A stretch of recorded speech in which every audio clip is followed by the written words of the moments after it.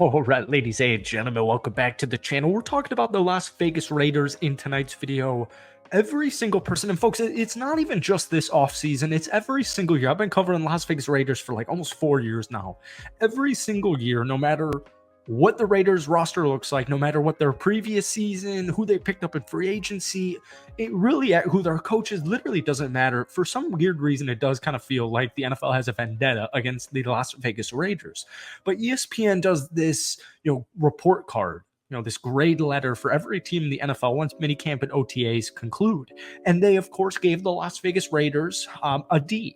And it is horrible to me, in my opinion. I think it's horrible. Every single person this offseason, whether like non-Raiders affiliate, right? This is not Raiders media, anything close to that. This is mainstream ESPN, FS1, whatever.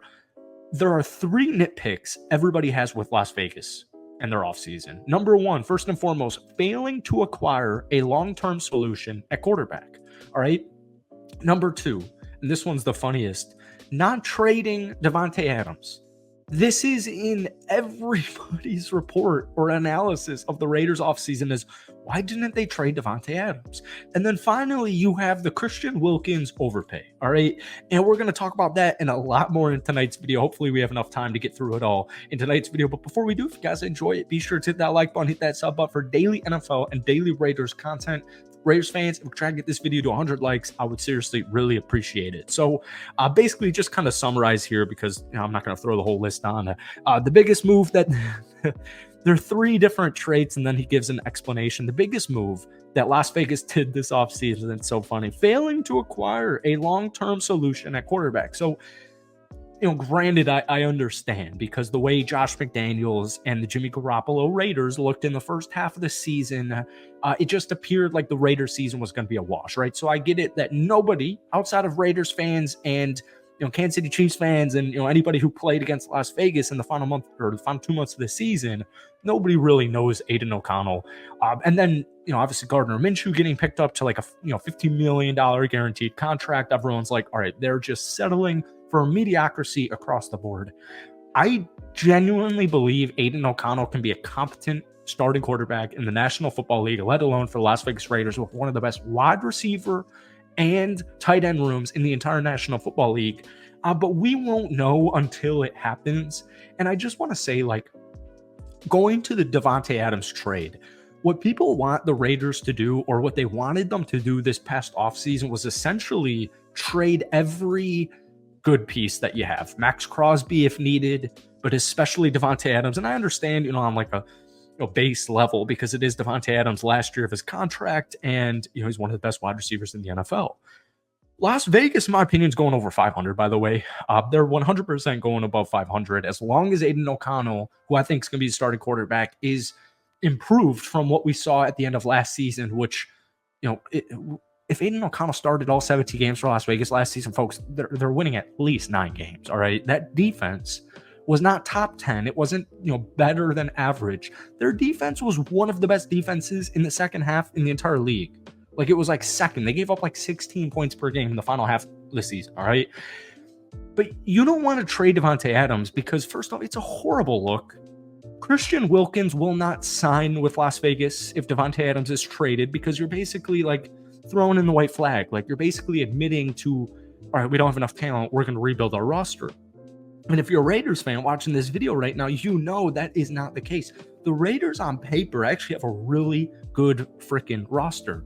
But especially for Aiden O'Connell, or even whoever's throwing him the football, you don't want to trade Davante Adams, all right? If you go 0-8, or if you start off the season 0-7, yeah, maybe they'll look into a Davante Adams trade, because if you're 0-7, off season, things are about to change. But that's not going to happen for the Las Vegas Raiders. The best move that they had was re-signing Andre James. I agree, it wasn't their best move, but I agree that was a good move. One move he disliked was not trading Davante Adams. We just covered that. But I was just watching this video from Sanjay. He does such a great job covering the Raiders for so long now. He was mentioning, Dan Campbell, and how, Dan Campbell's first season, they didn't win their first game till week 12. And now look at them. Team chemistry matters. Who you're playing for matters. Like, all of that small stuff matters. And this was just something I was kind of playing around with. Like, I don't need to explain this to Raiders fans. First half team culture, terrible. Second half team culture, amazing. Everybody, Max Crosby loves Antonio Pierce. Everybody freaking loves Antonio Pierce. But I kind of reminded me of watching the Dallas Mavericks Boston Celtics final series that just concluded. And I know it's basketball and it's a completely different sport, but when you look at Dallas, Luka got a lot of backlash, and I feel like that's just kind of, I know we're talking about the NBA, man, just bear with me. All season and all playoffs long, it kind of felt like the Dallas Maverick players were upset with Luka and his just, needing the ball all the time, right? When you look at a team like the Boston Celtics, they're so united. They play so free. They're in this flow state. Everything comes easy. They like each other. That stuff matters. I think I was watching The Herd one time and he had a former NFL player on and he was like, dude, if your teammates don't like each other, you will not win a Super Bowl.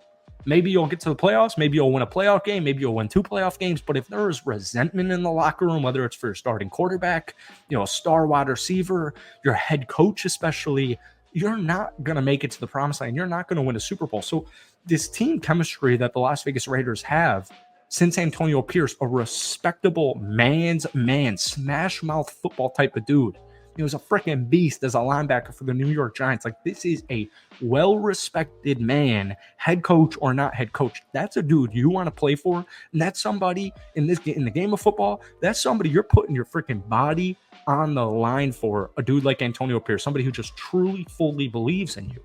Now, finally, Christian Wilkins, and I think Sanjeet made a point about this as well. The defensive tackle position. And, like, old heads know this, like, think about the classic, like, nose tackle spot, right? Warren Sapp. Like, the defensive tackle position is huge. You could argue it is the most important position on the defensive side. And Christian Wilkins just kind of had his coming to star party last season. He's super young. I don't give a rat's ass what his contract looks like. I don't give a rat's ass, honestly, what anybody, Gardner Minshew, Aiden O'Connell, Max Crosby, Davante Adams, like Christian Wilkins, if they're good, pay them. Like, if they're good and they make your team better, they make your teammates better, pay them. Pay them whatever the hell you want, man. I'm not a GM for a reason. I'm a fan making a freaking video in my apartment. Like, Christian Wilkins, Max Crosby, Tyree Wilson, and Malcolm Kuntz. We saw those 3 players, not including Christian Wilkins, last season in the second half dismantle game plans and dismantle offensive lines and just wreak havoc on quarterbacks like Patrick Mahomes. So, I'm not saying Las Vegas is going to go 12-5 this upcoming season, take down the Kansas City Chiefs and win the AFC West. Maybe they're not quite there yet. Maybe there is a question mark for Aiden O'Connell's future. But they're going to be just fine. Short term, long term, the Raiders are set. All right. Give me a win-loss projection down below. Thank you guys for watching. Hit that like button, hit that sub button if you haven't already, and we'll see you soon.